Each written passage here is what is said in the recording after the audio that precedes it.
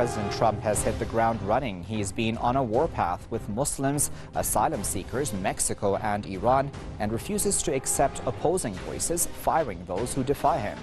The Muslim/refugee ban caused chaotic, worrying scenes, detaining a 5-year-old Iranian child at a U.S. airport whom the White House says was a security risk. Allies are targets too, such as the Australian Prime Minister, who was scolded for a deal on resettlement of asylum seekers detained in offshore camps. With protests growing and his supporters being shouted down, Trump has found a cult following. Is American society ever more polarized? We discuss this and a lot more in this edition of the debate with me, Waqar Rizvi. Our guests for this debate are former American intelligence linguist Mr. Scott Rickard, who is joining us live from Tampa. And we're also joined by Congressional Defense Policy Advisor Mr. Frederick Peterson, who is joining us live from New York. Gentlemen, thank you both for joining us. Mr. Peterson, how symbolic of his leadership style do you think it is that Trump is seeking to withhold funding from UC Berkeley over that violent protest against the right-wing Trump supporter, Milo Yiannopoulos? Well, I think it is very indicative of his leadership style, and that is an affirmative, hands-on, principle-oriented response to violence that is encouraged, in some cases cultivated, and aided and abetted by people in positions of authority that are have a higher responsibility to those who attend their institutions to provide a safe environment for them. This was certainly not done at Berkeley, where windows were smashed, fires were set, vandalism was done broad and wide, windows of businesses smashed out as well as cars burned. This was orchestrated street chaos. And to think that one should just sit back and allow that, tolerate that, the reason why largely Donald Trump was elected was because people had a confidence that he would respond to this type of behavior.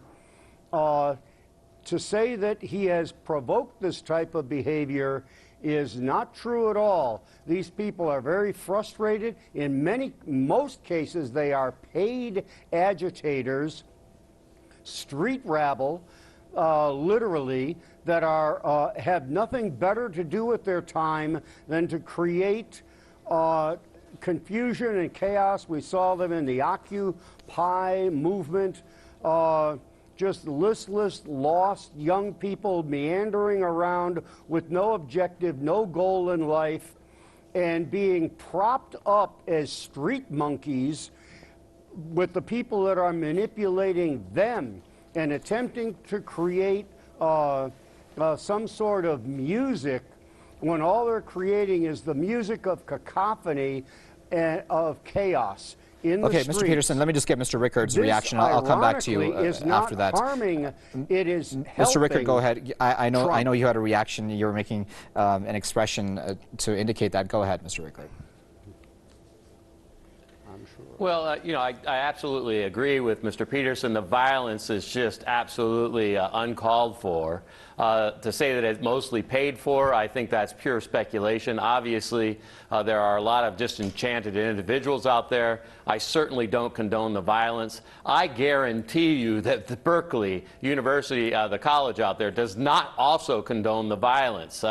In fact, that's what Donald Trump was insinuating, and I think that's what I hear Mr. Peterson insinuating. I think that if he would be happy to call the dean of schools out there, the dean of schools would agree with me 1,000% that as a university in the United States, he personally does not condone violence at his university. So I think that's one of the assumptions that's being made. And to threaten federal funding, I do not believe that that shows any kind of any type of maturity. It's absolute immaturity from an incredibly childish president who reacts in a very Twitter-minded way. I have to look on Twitter to figure out what my president's positions are. I mean, this is actually one way a good thing, because I realize realize how insane his positions are. But in another way, it's bad because obviously this is no way to run a country on 140 characters in reaction mode. So unfortunately, I disagree on Mr. Peterson on the concept of a responsible reaction by the President of the United States, but I absolutely agree with him that the violence is totally uncalled for. Now, when it comes to Occupy and Tea Party and other events that I have attended, I will tell you that there's some incredibly disruptive individuals at both of those. But at the same time, I've met some incredibly intelligent people at these rallies. I've met Gareth Porter, a fantastic writer in the United States. I would really recommend that Mr. Peterson follow Gareth Porter. I've met one of the most prominent Buddhist monks, Bhikkhu Bodhi, at the Occupy event in the Freedom Plaza right on in downtown Washington, D.C. So I would actually disagree with you that everyone there is an agitator.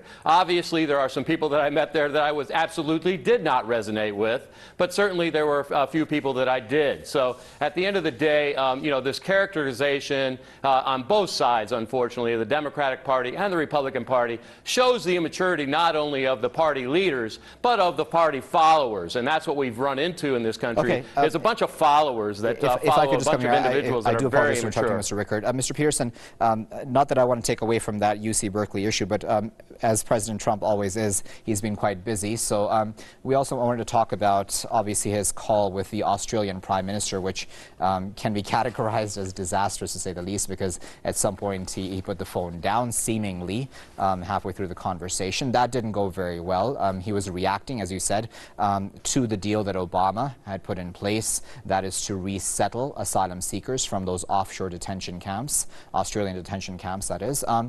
How do you think that went?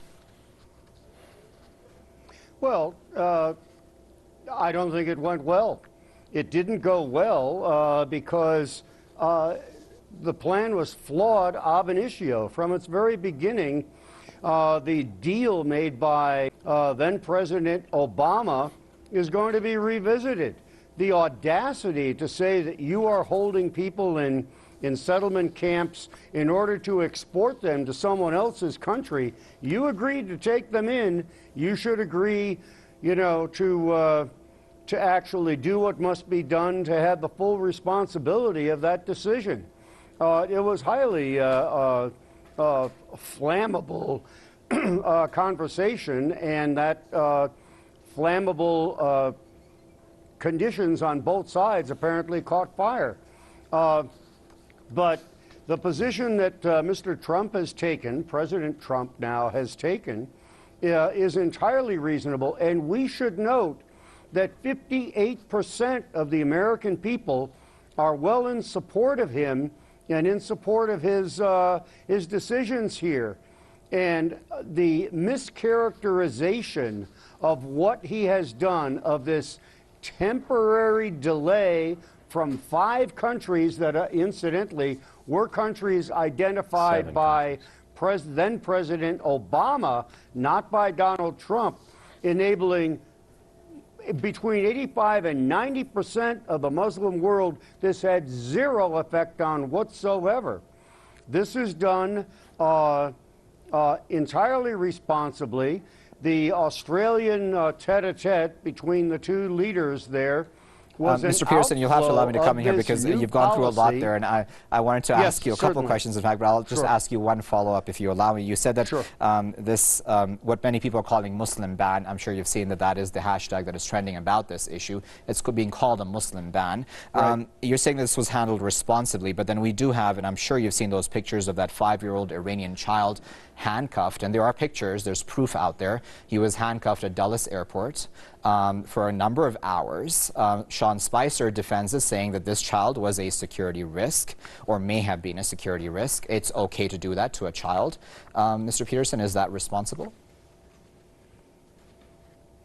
Well, I don't know the situation that you're referring to, but I do know that 5-year-old children especially, and others that are entirely innocent, can be used as props by nefarious actors behind the scenes in order to create a public image. Now, I am sure that child, 5 years old, was not traveling alone. We don't understand, it hasn't been revealed the reasoning for this, what happened, if it happened, how it happened, what were the conditions under which it happened, with whom he was traveling, where he was going, and where he was actually coming from, or the environment from which he was coming.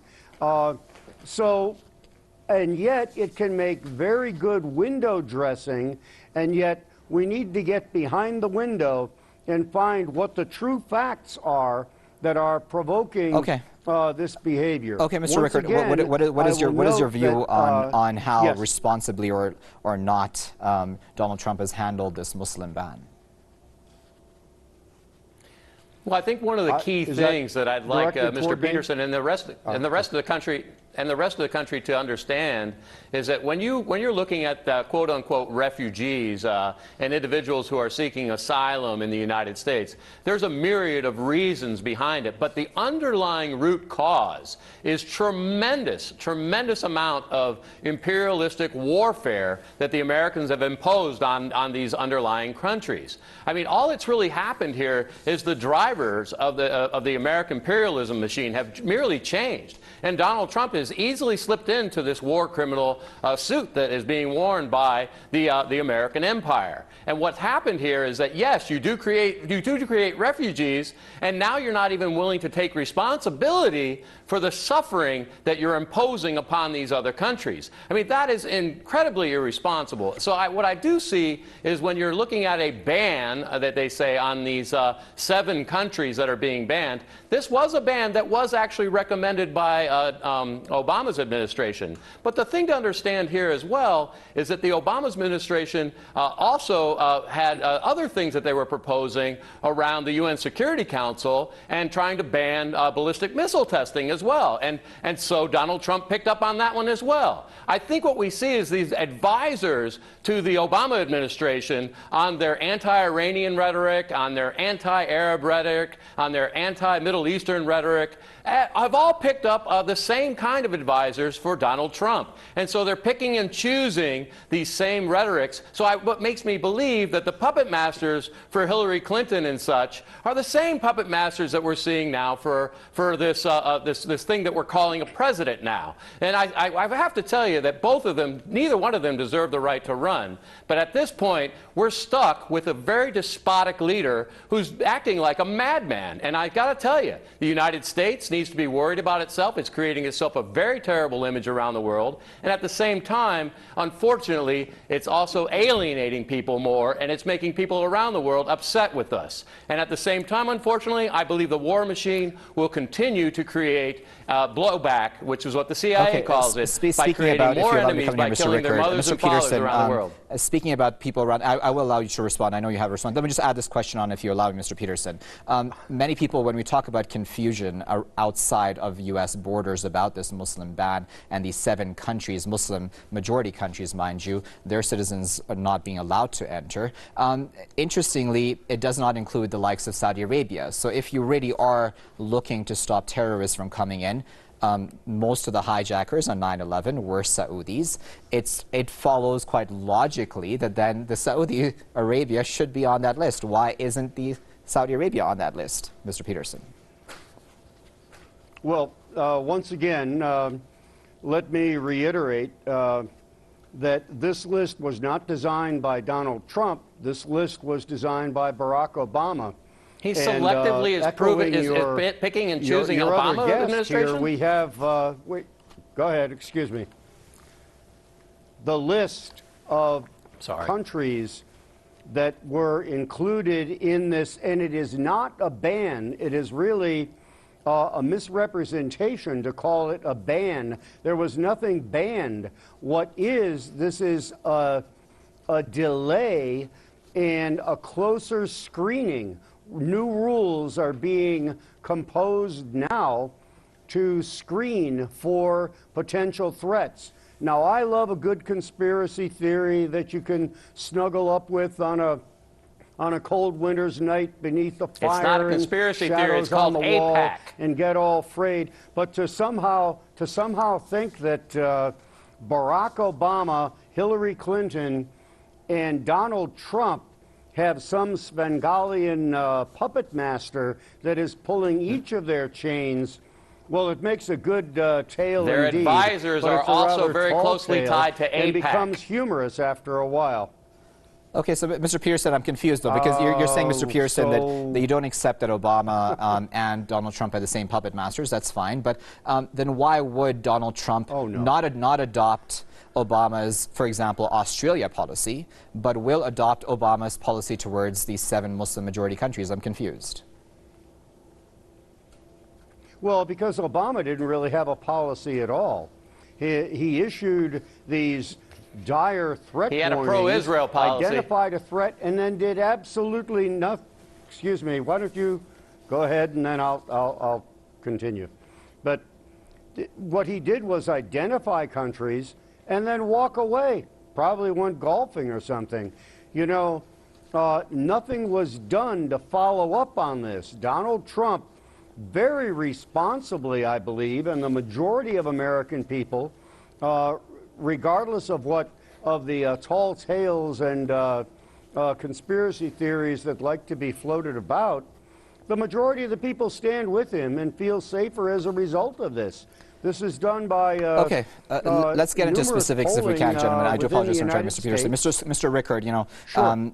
Iran is one of the countries on that list of 7 countries of which citizens have been banned. We've already spoken about this 5-year-old Iranian child who had been detained at Dulles Airport. And now we have, as you said, talk of this ballistic missile test. Paul Ryan even saying he supports sanctions against Iran. Where is this all heading when it comes to U.S. policy towards Iran specifically? Mr. Rickard? Well, as I've said before, Wesley Clark said in 2007 that the United States was going to attack 7 countries in 5 years. 6 out of those 7 countries have been attacked, and under the plan, the 7th country and the final country was going to be Iran. It's very clear here that individuals like Mr. Peterson, like Donald Trump, all have their sights on Iran. And unfortunately, there is a very good chance that in the next 4 years that we will see tremendous amounts of military warfare and tremendous amounts of suffering in the country of Iran because of the complete totalitarian nature of the mindset of individuals like Mr. Peterson, who would support such a war and who would support such an atrocity of mankind. He certainly did support the Syrian war, and he certainly didn't say anything negative against the Libyan war. The fact is that these guys are all about making money in the military-industrial complex and supporting an expectation of some sort of being better than somebody else and trying to basically spread their ideology to another country. And what we have here is unwanted war criminals that have been basically given the seat again to the American government. Mr. Peterson, how do you feel about the Trump policy so far towards Iran? Well, I will tell you, if anyone has listened to what I have said over time, what I have written, and numerous public discussions about this issue, knows that of my high regard for the civilization of Iran, for the people of Iran, for the potential leadership of Iran in a responsible, constructive way, potential leadership, interacting with like all another of their puppet, neighbors, like the Shah, like the Americans put in place. Well, one interrogator at a time, please, and one question at a time. Interrogation? You think this is interrogation? It's indefensible. Potential, please. We have the potential now under Donald Trump, one who has constructed magnificent buildings and projects literally throughout the world. We have an opportunity now. Have you seen his tweets today about what he said about Iran? Have you seen his tweets? Read his tweets, his last 3 tweets today, what he said about Iran, how Iran is on notice. Is this Is this street encounter language and techniques that you would like to practice? Because shouting back and forth gets us Mr. absolutely Peterson, no, nothing. I don't want to get bogged down in those details because we only have 2 minutes left, Discussing or under 2 minutes left, gentlemen. Mr. Peterson, from the Iranian point of view, certainly anyone can agree that Donald Trump is being, just like Obama was as well, but a couple of steps ahead, very anti-Iran. I believe that Donald Trump is being very pro-security for the United States, for the region, Unbelievable. for the world. And I believe that, that he is willing, as no other president perhaps in our recent history, to actually sit down with Iran and come up Mr. with Peterson, I'm sorry, time is generally getting the best of us. Let me just get a final 30 seconds comment. Yes, Mr. Rickard, go ahead. There's an opportunity. Well, this is once here, again, you know, to Mr. think that Donald Trump we has should any both kind of embrace. opportunity. If he believes that Donald Trump has any opportunity to sit down with Iran, he has absolutely nothing good to say about it. He's jumped in bed with his AIPAC puppet masters, and he's absolutely willing to go to war against Iran at the drop of a hat. So let's be clear that Donald Trump has said nothing in the sense of diplomacy and has said everything in the sense of beating war drums. Okay, gentlemen, we'll have to leave it there at that, and we'll try to continue this conversation with both of you at a later date, but we appreciate both your contributions to this conversation. That was former American intelligence linguist Mr. Scott Rickard, who has been speaking to us live from Tampa, and we were also joined by Congressional Defense Policy Advisor Mr. Frederick Peterson, who was speaking to us live from New York. And of course, viewers, we appreciate you joining us as well. Until next time, good night.